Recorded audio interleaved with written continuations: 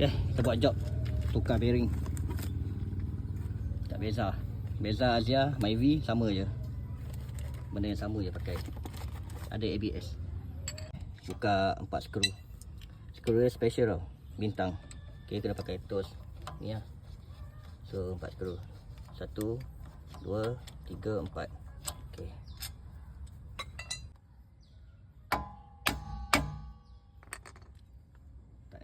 Ketuk-ketuk, tarik je keluar. Lepas tu cabut lah ABS socket. Simple je geng.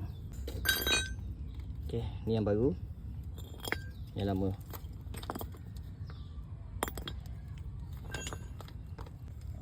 Kesat sikit.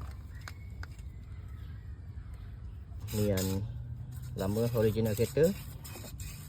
Ni yang baru. Okay, masuk-masuk sikit karat-karat ni.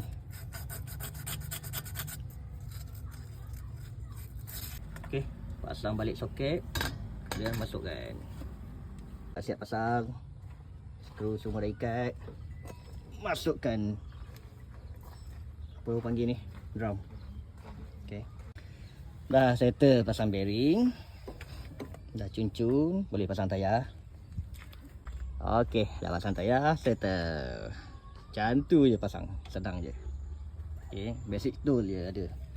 Basic tool korang kena ada ni lah. Ni penting lah sebab dia special. Okay, yang lain pakai ni pun boleh. Hammer kena ada lah. Okay, tu je.